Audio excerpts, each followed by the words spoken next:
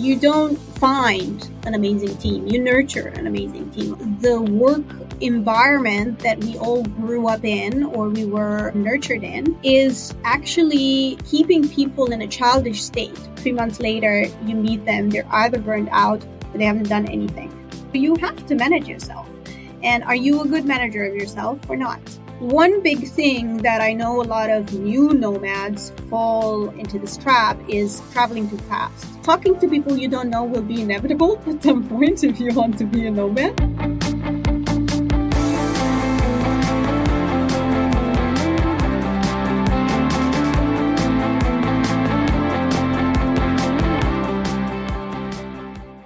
Welcome to the Nomad Solopreneur Show. In today's episode, we have Lavinia, the managing partner of Livit International, an ecosystem of support services for entrepreneurs, startups, and remote workers who build exciting tech businesses. Lavinia is also the founder of the Remote Skills Academy, an education platform for Indonesians who want to learn to work remotely, and a founding member of the Remote First Institute. Lavinia has lived in 8 countries and 4 continents and explored more than 40 others. She's a fan of jazz, heritage architecture, food and nature, and a future of work enthusiast. She's based in Bali for a part of the year and part-time digital nomad for the rest. Welcome.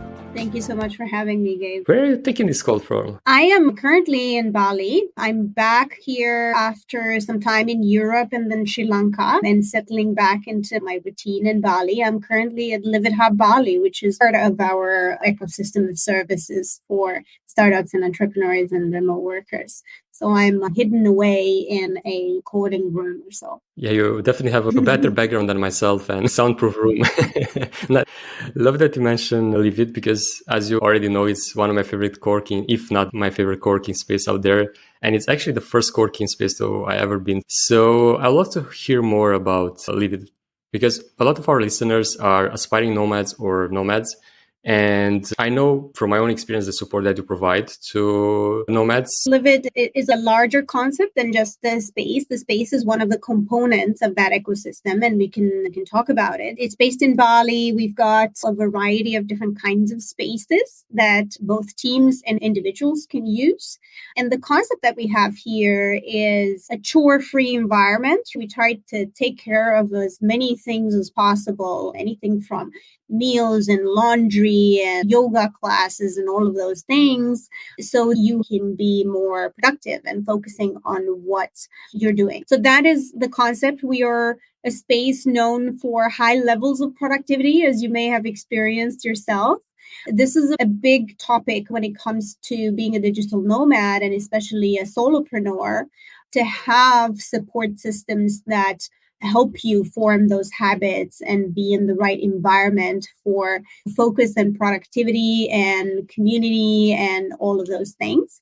So the spaces and the service space is one of those things that we do. And then we also help startups and teams and entrepreneurs and remote workers with a number of different other things. We have recruitment, a small boutique recruitment agency where we help people automate and their pipelines and then help with end-to-end recruitment as well. We have a brand called Project Getaway where people can come and enjoy a workation in Bali. I believe we'll talk more about that at some point because I think we have a special deal for your followers. And we also have a team that takes care of helping people run their businesses from an admin or operational level. We have HR fractional services as well where we help people build and scale teams.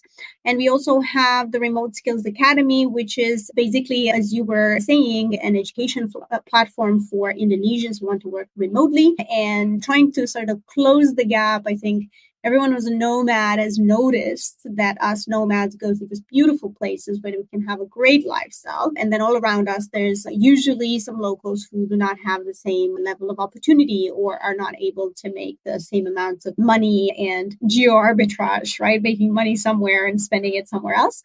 And we wanted to contribute towards trying to narrow that gap, right? And give an opportunity to Indonesians around us to upskill and reskill. So any of your listeners who is interested in in working with a VA or with outsourcing some of their services are welcome to get in touch with our team that does that. So yeah, that's the whole concept behind what we do, to reinvent work in a way that is more meaningful and more easeful in many ways. So it's work that you enjoy, you love doing in the company of like-minded people, that you're productive, you're close to your top potential in whatever you do, and so on. Thanks for describing that, since it's usually this misconception that maybe a co-working space is just a place where you go to network, or actually can be a really productive place. And from my experience at Livit, and as you said, when someone is taking care of all the things that you can have on your plate, like from laundry, meals, and to have like a quiet place to take a call or a quiet place to work from, to also have the events, to be able to network, and all that mix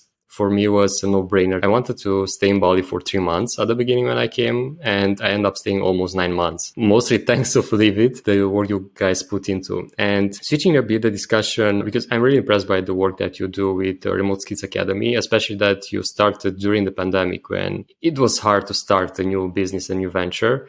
And supporting that way the locals in Indonesia to have access to education and to resources that usually they don't. The thing that I want to address here, it's how you manage to put all of this together, how you market yourself, and how others can start something similar or partner with you in order to offer this kind of support to other regions that are in a disadvantaged situation. Absolutely. Thank you so much for the question. We actually are very open to this kind of partnerships. We ran 3 projects with a team with another co-working space from Chiang Mai, and we offered to a Thai audience the Remote Skills Academy courses. So we are very open to this kind of partnership. It's a format that we've developed. So frankly speaking, when we started, we didn't know what we were doing. We just wanted to do something good, and we said we're going to teach some of the things we know. We've worked remotely and built remote teams for about 10 years now. And so we know a lot about that. We don't really know how to teach this. We don't really know what's the format and everything. And we kept experimenting. We started. So the first time I talked about the idea was December 2019, right before the pandemic. We were all young and innocent, right? And then it so just happened that the pandemic hit 3 months later as we were actually opening applications for the first cohort. It was a small initiative in the beginning, right? It was a class of 20 people looking to become virtual assistants or learn how to do that. And then we kept experimenting, kept changing, seeing what works, what doesn't. What makes the Remote Skills Academy unique right now is that we've arrived to a specific combination of different kinds of courses, masterclasses, workshops, and so on. Our signature type of program is basically a blended learning one where you have some self-led material that you take on your own. Then we have some live classes, right, where we have trainers coming in and teaching live. They are as practical as possible. So we think of them almost as sort of labs rather than someone telling you, teaching you academic things for an hour or so. There's homework, there's co-working, virtual co-working sessions, and so on. So people know each other. People come for the material, for the courses, but really stay for the community because they discover they can support each other and be on this journey together, right, of reskilling and upskilling and becoming digital remote workers, to say so. We're trying to speak about this in an objective way and be humble as well, but really people change their lives in 3 to 6 months with this course if they're really motivated. And we also have internship programs, so mentorship, internship, and peer support through the community and so on. So it really is not just courses, it's an education platform and a community that people become part of. And oftentimes virtual assistants almost like a gateway, right? They start working with entrepreneurs, getting gigs, and then perhaps sometimes they realize they want to specialize further into digital marketing or project management or online business management, or we've been doing community management for Web3. We're looking at AI-powered marketing assistant course for our next adventure, to say so. Yeah, the team has just done an absolutely fantastic job, led by Leah, and Chelsea's leading a lot of things, pretty much all of them, and you've worked with them before. So it's trying to stay humble, but it's a huge success, and it's all thanks to the team. It's amazing. And what I love is that you put your team first, and because you cannot do such a great thing without an amazing team. And it's one of the things that personally I struggle sometimes to find great team members to work with. How do you manage to put together such a great team, especially that a part of your team is remote, and also you being part of the year digital nomad moving between places? How do you manage all these things to run smooth? Yeah, well, I believe in very many ways performance is independent of location. We're stepping into a world of work where we have to decouple contribution and performance from geography, right? Or proximity and so on. With Livit, we've incubated and nurtured startups, our own startups, and then also external startups for about 10, 12 years now. Setting up for remote is something we know very well and something we've experimented with. And we obviously went right with some things, but wrong with some other things, learned a lot, right? You learn more from failures than from the times it went right. So the team, just like with great relationships and everything else, you don't find an amazing team. You nurture an amazing team. Like, obviously, there are things that have to work there, an overlap of values, work ethic, and so on, right? But largely, a great team is nurtured, is not happening. You walk in one day and you have a great team because it just happened to be the right people. I think there's a lot to be said about being very clear about what you need, what you should, especially for solopreneurs. You may not want to go into a full team, right? But you may want to outsource certain things, right? That you are maybe don't want to do or are not good at or are not worth your time and so on, and someone else would be better at. It's good to reflect strategically on where do you have leverage. Do you know the framework with the $10 work and the $10,000 work, right? Like the high leverage, high skill. Like, it's all about that, right? It's like, where can I add the most value in my business and what needs to be done by me? And what are the other things that someone else is better suited to do? And then looking at finding those people and nurturing those people work well together with you and amongst each other to make that happen. So building and growing is probably one of my favorite topics. So I can go down the rabbit hole and be there for a while. But yes, we're one of Asia's best places to work across the entire continent, actually, according to Great Places to Work and our team culture and so on. I encourage everyone who has a team or is thinking of working and growing with a team it's very much a team effort. It's not just like, oh, look how great you are, right? It's being agile, pivoting, trying different things, not believing there's absolute frameworks that need to be followed and will work. And even listening to people like me, maybe something I say doesn't work for you, for your business, right? So yeah, just all the skills, like the life cycles of everything right now, of companies, of products, of careers, are getting shorter and shorter. And I think the skills are foundational: being agile, being responsive, being resilient, being responsive to welcoming change and thriving in change and all of that. And not expecting that anyone, even you, has the final answers to anything, right? And if they're the final answers in 3 days from now, they're probably not anymore. With regards to remote work and also being remote myself sometimes, I think we're in a unique situation in the way that we have a physical setup here where people obviously have to show up to work in person to make sure that things get done at the hub and operations are being ran. And then we also have all the other parts, like recruiters and consultants and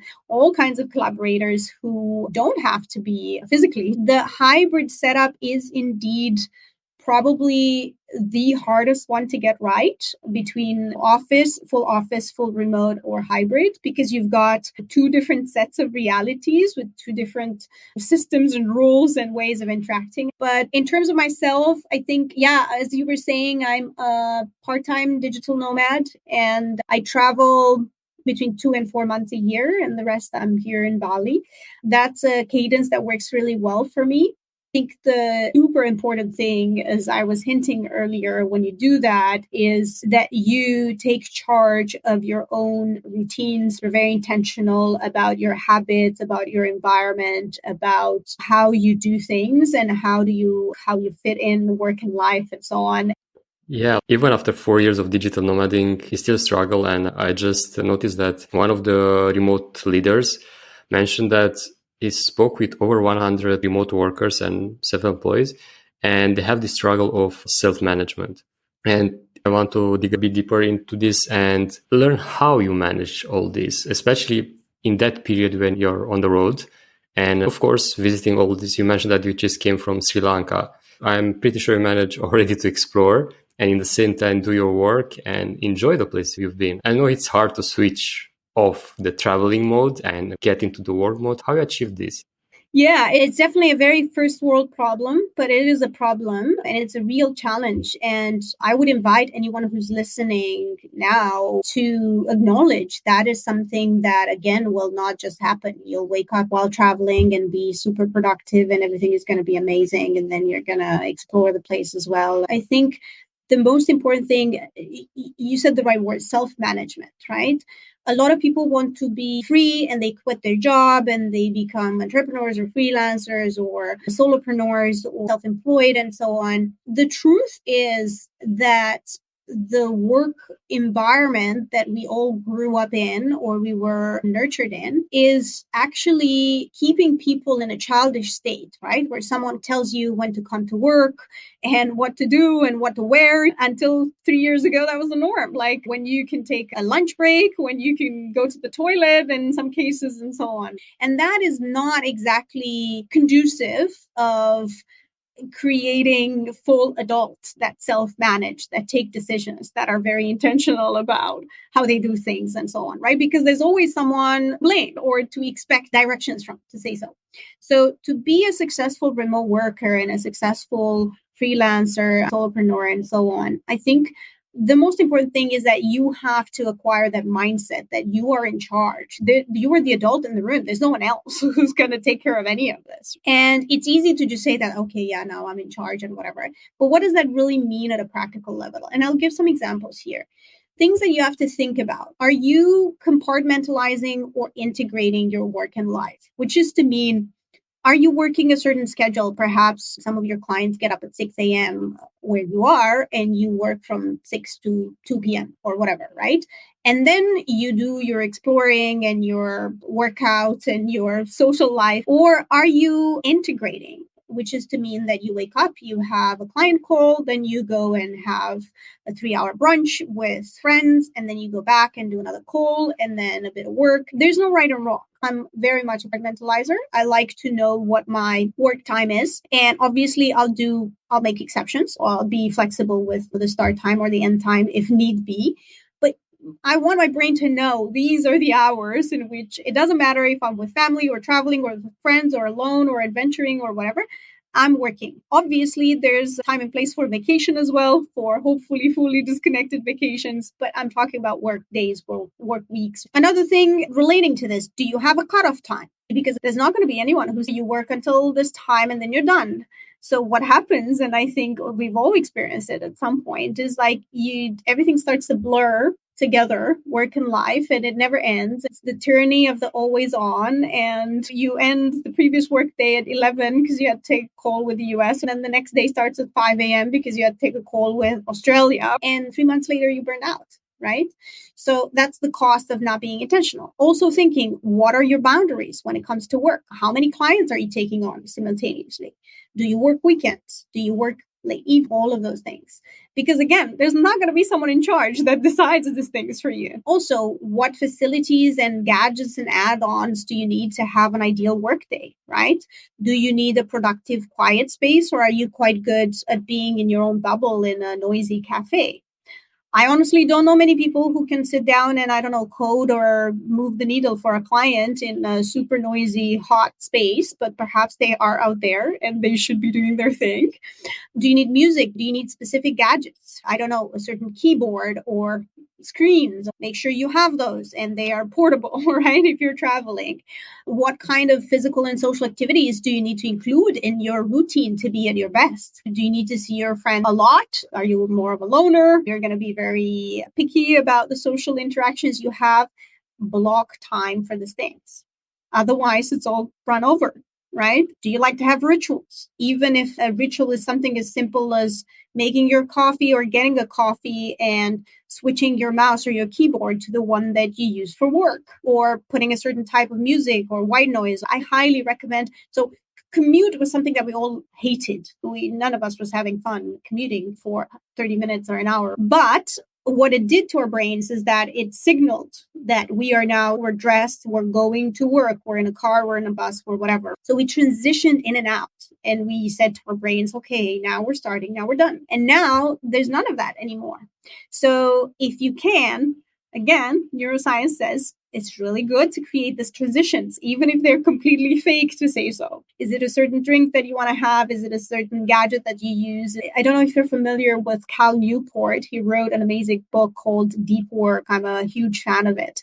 And he literally has a super geeky routine at the end of the work where he literally says to himself, completed for the day, shut down complete. He literally says, shut down complete. And then it cues his brain to finish work. It doesn't have to be that weird or geeky. You don't have to speak to yourself in a co-working space and get yourself out of work mode. But be very intentional about these things, because otherwise I've seen it again and again. I'm sort of part of the first wave of digital nomads before these things had names, co-living, co-working, digital nomads and things like that. And I've seen it so many times. I can't even count. People being like, I'm going to build a startup. I'm taking this investment. I'm going to do this project. 3 months later, you meet them. They're either burned out or they haven't done anything. They haven't gotten anything done because they got lost in social activities and postponing and procrastinating and so on. Unfortunately, I was in that situation and I got asked, man, you're living your best life. You're living on the road, seeing all these beautiful places, working on your own business and so on. How you end up being burned out? And this was the reason. I didn't have boundaries. I didn't have blocked time for my work, for my personal life, having this limit of switching off and work was off. I was mostly working from home, and that was a big minus. Of course, it was during the pandemic, working spaces weren't open. So I had to be inside all the time. I didn't have these boundaries from work and actual life. And small things like this, having a designated workspace. I have an alarm. And when the alarm goes off, I know that I should be finished working. Of course, there are exceptions. You have to be flexible. But in the same time, it's good to be strict and just stop. One extra tip about being a child and being an adult and someone being in charge and so on. Think of how you treat yourself. Let's say if you saw someone, a manager, treating someone the way you treat yourself, what would you think? Would you think this person is absorbed in their expectations? Would you think they are too loose on the person and allow them to do whatever they want? Do you think they're hyper demanding and unrealistic in what they expect of that person? Try to observe it as it's someone else. And what you will often observe is that if someone who leads a team in my organization would treat someone in their team the way I treat myself, I would be very upset with that person. I would be like, completely unrealistic, way too many expectations, way too much to get done. But sometimes it's interesting to take that space and evaluate yourself as a manager of yourself. The future really is managers of one, and the one is you. Even in organizations, we expect people to self-manage more because it's work from anywhere and work anytime now. So you have to manage yourself. And are you a good manager of yourself or not? It's a good question to ask. It's a brilliant question to ask. And there are different ways to address this. And one thing that worked for me was literally, as you mentioned, to project this outside person that is there and you see how it evolves around others. And I noticed that I'm too strict on myself, too strict on what I try to achieve. You actually introduced a concept to me of not only the blocking time thing, but to have certain non-negotiable in a day. That literally changed the productivity for me. I know that every single day I have 2 non-negotiables, and those needs to be done no matter what. And all the others are bonus. Since I switched to that approach, everything changed because I don't put that much pressure on me. Oh my God, I didn't do much. But when I look, I did my 2 non-negotiables. So I really moved the needle in the right direction. And of course, with all this traveling as well comes the loneliness and the decision fatigue. How did you manage that, especially at the beginning when you just started? Because there weren't a lot of resources out there to learn from others, probably just Nomadic Math or so on. Nomad List was a forum was an old school forum at the time. It's now like a full-blown infrastructure of different resources. Yeah, we've come a long way. I think I'll refer again to what I told you before is trial and error. Like you see that boundaries are blurring and that doesn't have a good effect on you. And you try to think, what can I do? Right?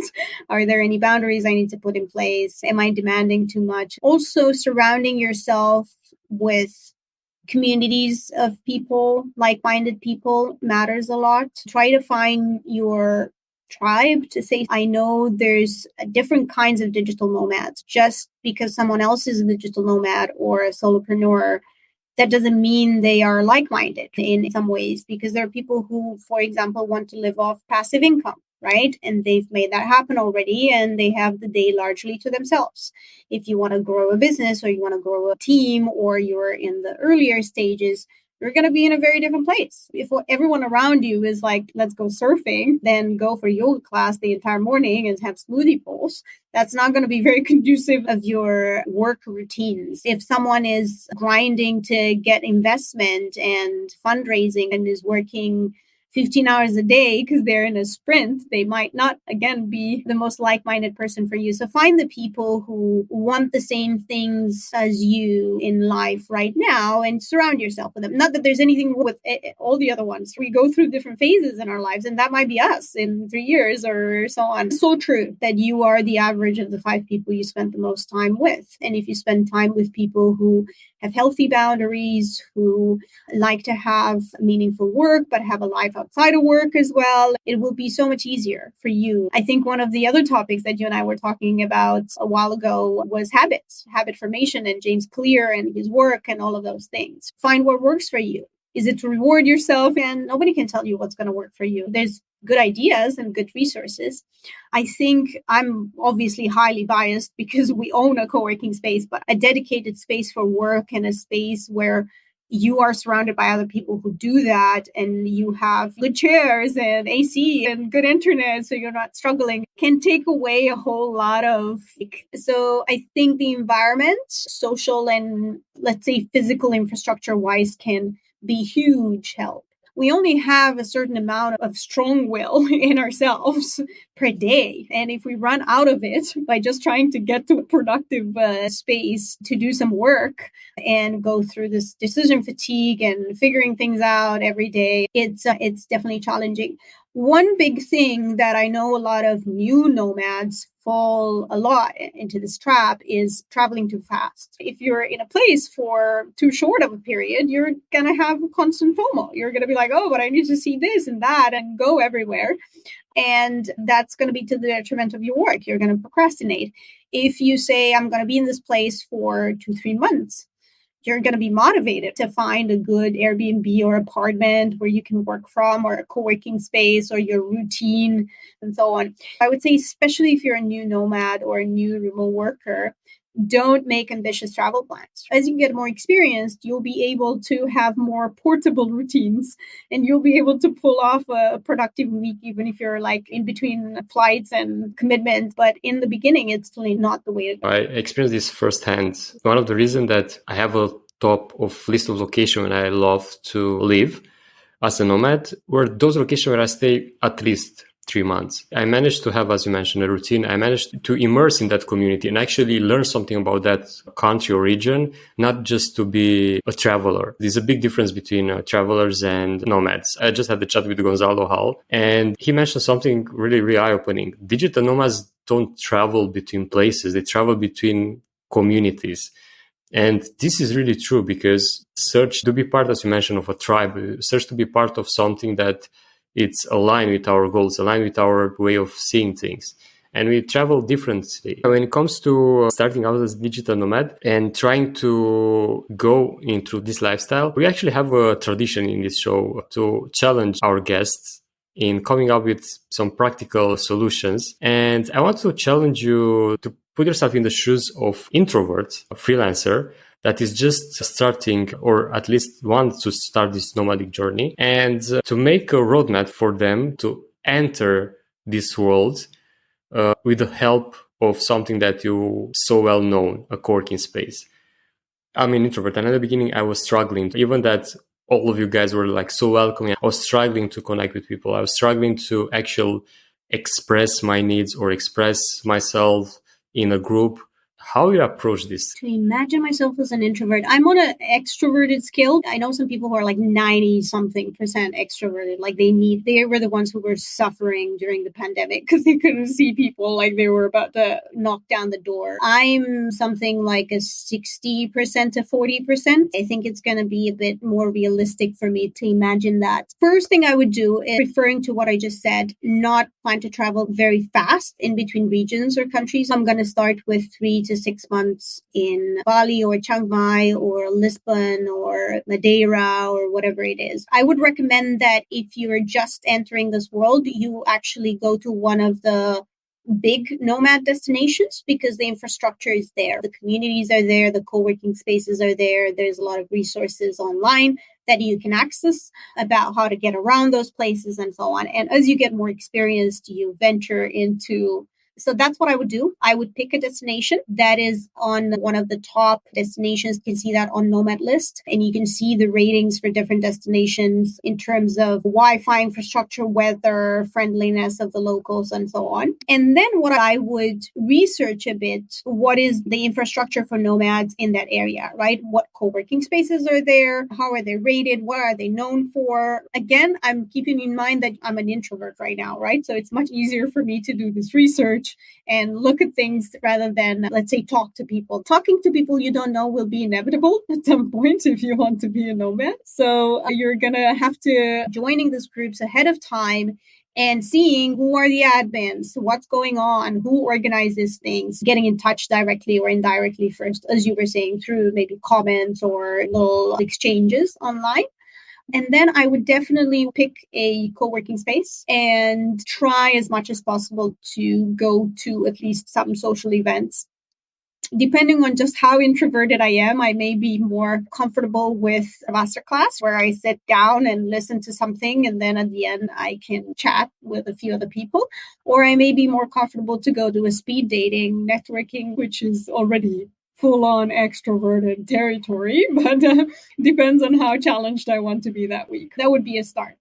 This is a really good start indeed. You touch point on almost everything that I could think of from my experience. And maybe a thing that I want to go a bit deeper, it's after you arrive at that co-working space. How do you actually make friends? I know that might be obvious question, but I have a lot of chit chat with recent people that I met in Chiang Mai that were struggling to actually know others, learn about how to introduce themselves. And I know that you're majority extrovert, but how do you go about this? Like, how do you advise someone to just go up there and try to be part of a community? Because usually, especially the popular ones, are already filled with people that know each other well, and majority of them that are very welcoming and such. How you introduce yourself into that? Very valid question. I would say that some co-working spaces, some destinations make it easier than others. There'll be like a meet the new members lunch sometimes, and you can look for one of those places that offers this kind of stuff where that isn't on you. There's already an opportunity or an event that is being advertised as such, and you just have to get out of your shell and show up. I think there's a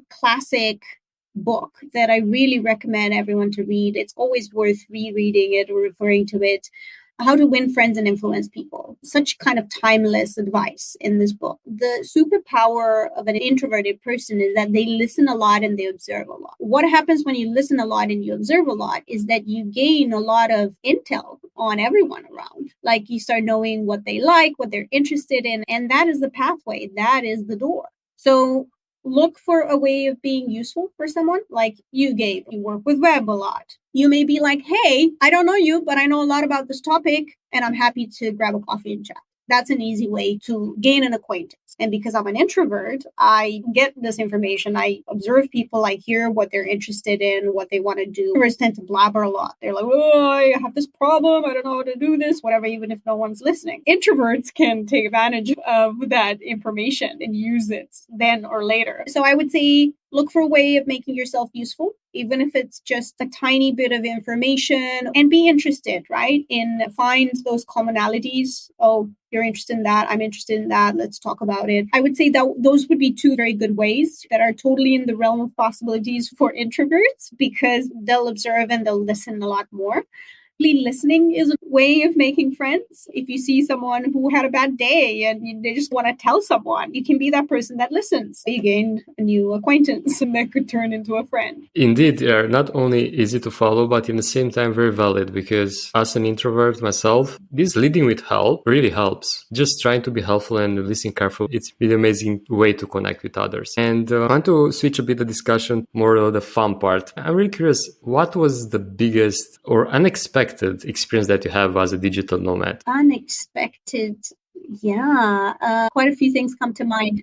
Wow, no pressure. Let me think what to pick or what to... Yeah, I was mentioning that I was just in Sri Lanka, and you maybe have heard that the country's kind of in fiscal default, and there was a sort of mutiny, small revolution that ousted the president a few months ago, and you have this plans to go there, and you're like, oh, should we go, right? I chose to go in the end and had such a fantastic time because it turns out Sri Lankans are this awesome people who are like, the world may end tomorrow, but we're having a big party, so chill and join us in. That was definitely something I expected, and seeing how people have completely adapted to this uncertainty or reality that they live in. For example, cafes, and because there's no fuel, there's no sort of the country's running out of energy. And if you're a cafe, how do you operate? How do you make coffee? So there was this cafe that had a menu with options for power cut time and for power on time. So they were like, this is the menu if you happen to be ordering during a power cut, and this is the menu if somehow power is on. And I found that amazing. It's like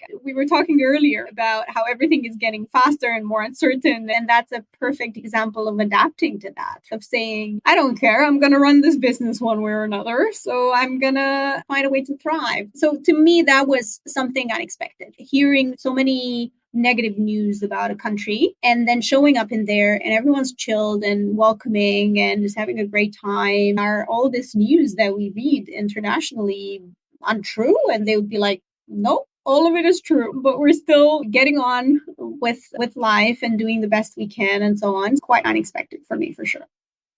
Wow, that's quite a story, and looking forward to visit Sri Lanka as well. I heard so many beautiful stories about that country, and it's just one flight away. And that's the beauty of being a digital nomad. You can be flexible and to travel different locations. I spent a bit of time in Iran. The things we know about Iran, especially being a woman in there, we see what's happening right now with basically a full uprising of the female population. Very conservative, and everything the internet is highly controlled. Once again, very unexpected, right? So many really interesting people who were fully aware of what was happening in the world. They were all on VPNs all day long with full access to everything, of course.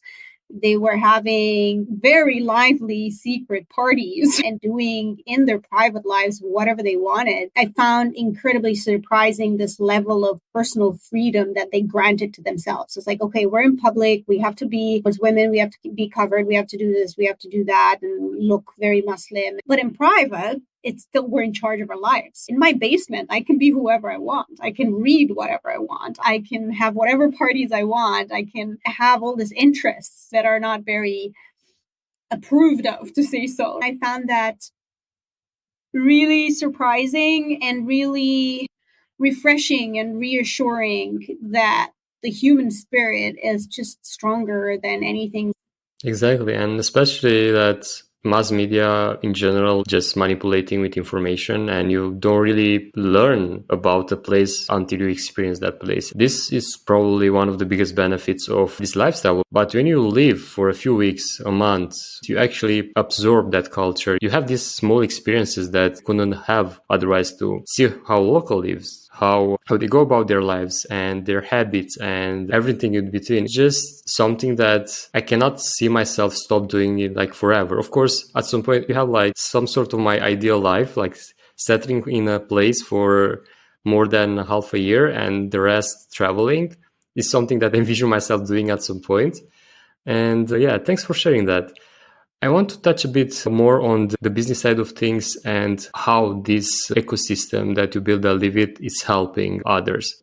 Yes, I've been involved in some of your projects and it's helped my early stages of digital nomad life a lot. How you are helping people, and if not that you prepare a surprise for our listeners, if you can tell us more about that. So one thing that we do with Livit is that we organize this workations. So not for people who just want sort of retreat and just want to have a trip and want to sort of enjoy the island and be a tourist. We are not talking about that target audience. We're talking about people who want to come and work and explore the island either on their own or with a team. So in many ways, we specialize in work with teams, but we also have a lot of B2C or individual clients as well. And we're very proud to count you as one of those. And I'm really happy to hear that we've helped with that transition and you found a home and a community in Bali at Livit Hub. So yeah, what we've done is we created a landing page with a special price for your listeners for any workation packages that they will have in the show notes. And these are plug and play packages where you just get your flight ticket and then you come here and we set you up with everything, right? With a workspace, with accommodation, with meals or meal recommendations. If you're a team, with team activities, and even if you're just an individual, with adventures and concierge service that helps you book things and discover the island. The community at Livit Hub and the team are very mixed. We don't want to be a bubble of Westerners on a tropical island. And there's nothing particularly wrong with that. It's just not our vision of our community. We want to be integrated with the local community, be contributing to local causes and be rooted in what happens around because we're here for the long game, not just visit and go. So we have a lot of local team members who are like super happy to provide advice as to cool things to do and lesser known adventures or spots. And then we also have a lot of foreigners in the community who have been here a long time and are happy to share from their experience. So those workation packages are discounted and a special offer for your listeners. If anybody wants to look into it and then just ping us, let us know, and we'll take it from there.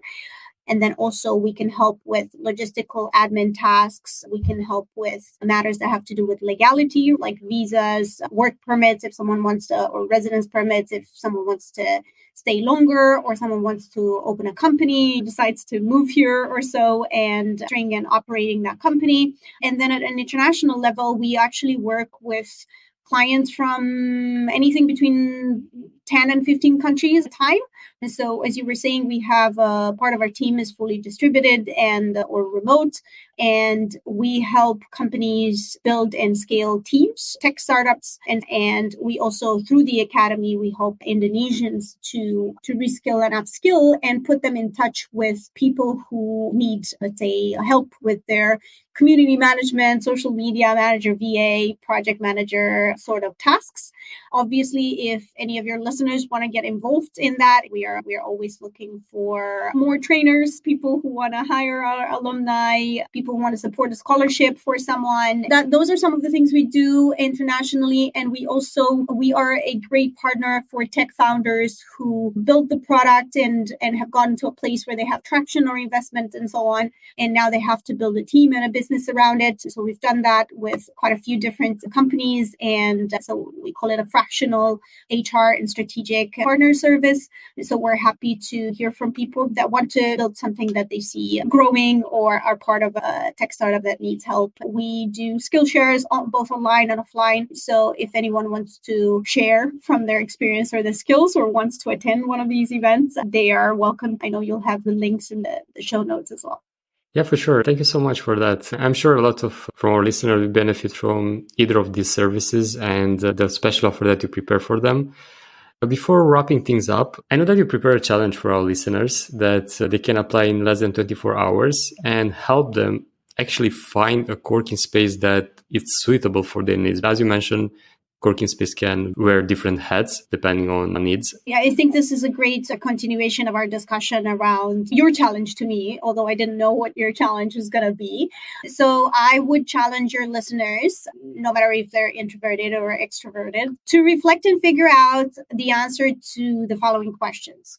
Number one, what are the most important 1-2 things for you when choosing a co-working space? Presumably you're working remotely or you want to travel to a new place. What are those things that are important for you? Is productivity important? Things like quiet rooms, ergonomic chairs, AC rooms. Is community the number one priority, right? Is it important for you to have additional services like a soft landing package, like co-living, like help with visas? What are the 1-2 most important things that would make great co-working space a suitable option for you? Once you've figured that out, find at least one of those spaces according to your needs in an area of your choice.